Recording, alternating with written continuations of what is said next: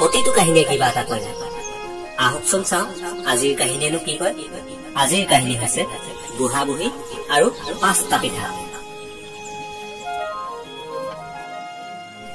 বহু পুৰণি কথা।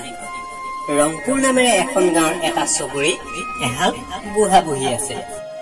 বুঢ়া বুঢ়ীৰ কোনো ধৰণৰ সতি সন্ততি নাছিল আৰু দুই বুঢ়া বুঢ়ীয়ে সিহঁতৰ অতীতৰ জীপাল স্মৃতিৰ কথাবোৰকে পাতি পাতি দিনবোৰ কটাইছিল। নিজৰ বুলিবলৈ যি মাটি বাৰী আছিল সেয়াও আনক আধি কৰিবলৈ দিছিল আৰু তাৰে যি পাইছিল সিহঁতে তাৰে পেটৰ পোহপাল কৰিছিল। বুঢ়া বুঢ়ী বয়সত হাত ভৰিবোৰতো কম চলিব ধৰে, কিন্তু মুখখন বেছিকৈ চলিব ধৰে। সেয়া সকলোৰে লগতে একেই ঘটনা আৰু লগতে মুখৰ লোভো বাঢ়িব ধৰে। তিতাই টেঙাই ইটো সিটো খাই ফুৰিব মন গৈ থাকে। আৰু এটা কথা, বুঢ়া বুঢ়ীৰ দিনত প্ৰেমো বাঢ়িব ধৰে। কথাতে কয় নহয়, বুঢ়া বুঢ়ীৰ প্ৰেম ডেকা গাভৰুতকৈ দুগুণ বেছি। ঠাণ্ডা দিনৰ কথা। বতৰ কেইবাদিনো ধৰি ডাৱৰীয়া হৈ আছে, ঠাণ্ডাও বৰ বেছি বাঢ়িছে আৰু এনেকুৱাতে বুঢ়ীয়ে বুঢ়াক কলে, কেইবাদিনো ধৰি বতৰ ডাৱৰীয়া হৈ আছে দেখোন, এতিয়া দেখিছো বৰষুণহে আহিব যেন লাগিছে। হয় বৰষুণ আহিব যেনে লাগিছে। জীৱনৰ ভৰসা কৰিবই নোৱাৰা হলো। আজি মৰো কাইলৈ মৰো, কাইলৈ ৰাতিপুৱা বেলিটো দেখি পাও নে নেপাও সন্দেহে হয়।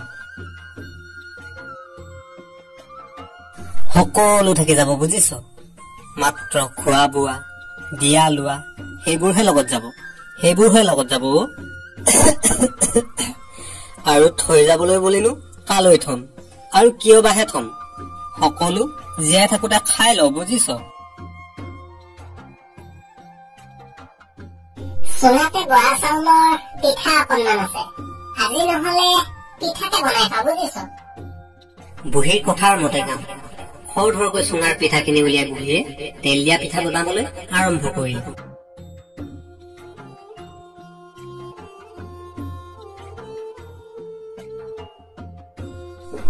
পিঠাৰ গোন্ধ বৰ ভাল হৈছে দেই, মুখলৈ জিভাৰ পানীহে আহিব ধৰিছে দেখোন। কিয় ভাল নহব হয়নে, বনাইছে কোনে? চাচোন চা, পিঠাৰ কিমান ধুনীয়া ৰং উঠিছে।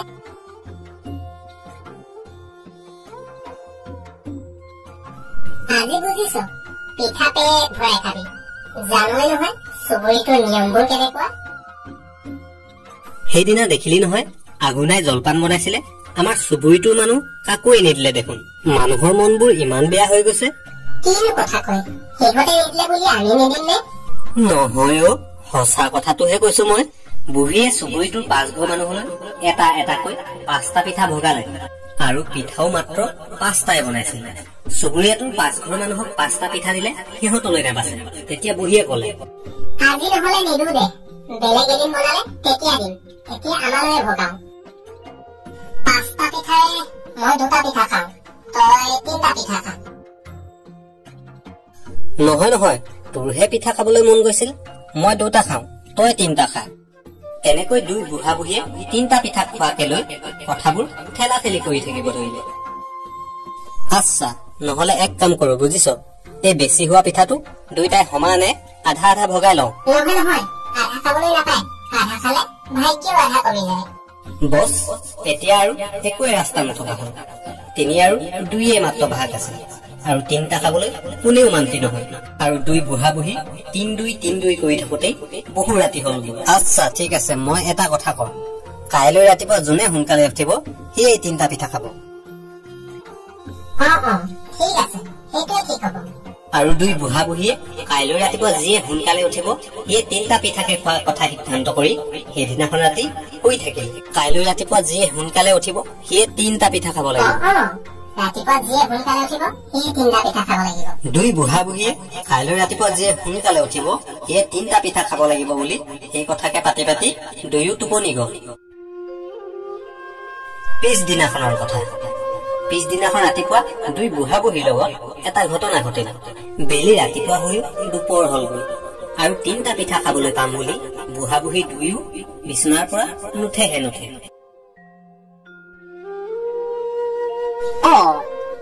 বুঢ়া বুঢ়ী আকৌ আজি ইমান দেৰিলৈকে উঠা নাই, কি হল? নহলে দেখোন দুই বুঢ়া বুঢ়ী কুকুৰাই তাক নো দিওঁতে উঠে দেখোন। আজি আকৌ কি হল? মৰিল মানে আজি বুঢ়া বুঢ়ী, আজি মৰিল বুঢ়া বুঢ়ী। বুঢ়া বুঢ়ী মৰিলে? বছ এই কথাটো গম পাই চুবুৰীয়াটোৰ গোটেই মানুহবোৰ বুঢ়া বুঢ়ীৰ ঘৰত পালেহি। বুঢ়া বুঢ়ী আজি মৰিলে বুজিছ, ইমান দেৰিলৈকে উঠা নাই। হয় নহলে দেখোন ৰাতিপুৱাই উঠে। বল তেনেহলে আজি বুঢ়া বুঢ়ীক শ্মশান লৈ যাব লাগিব। বুঢ়া বুঢ়ীৰ ঘৰৰ দুৱাৰ ভিতৰৰ পৰা কটকটীয়াকৈ বন্ধ হৈ আছে আৰু মানুহবোৰে ঘৰৰ ভিতৰলৈ ইফালৰ পৰা সোমাও সিফালৰ পৰা সোমাও কৰি আছে। এক কাম কৰো নহলে বুজিছ, এই ঘৰৰ দুৱাৰখনকে ভাঙি সোমাই যাওঁ বুজিছ। মানুহবোৰৰ কথা শুনি বুঢ়াই বুজিলে কথাটো যে কিবা ৰূপ লৈছে আৰু তেতিয়া বুঢ়াই বুঢ়ীৰ আগত হাৰ মানি লাহেকৈ বুঢ়ীক কলে, হ'ব দে, তই 2টা খাবি, মই 3টা খাম। চুবুৰীয়াবোৰে বুঢ়া বুঢ়ী এই কথাবোৰ শুনি বেলেগ ধৰণে ভাবি বৰ ভয় খালে। শুনিছনে? সেই বুঢ়া বুঢ়ী ৰাতি কেতিয়াবা মৰি ভূত হল। আমাক দেখোন খোৱাৰ কথা কৈছে। বুঢ়ীয়ে 2টা খাব হেনো আৰু বুঢ়াই 3টা খাব হেনো। আমিতো 5টাই আছো, আমাকে খোৱা কথা কৈছে।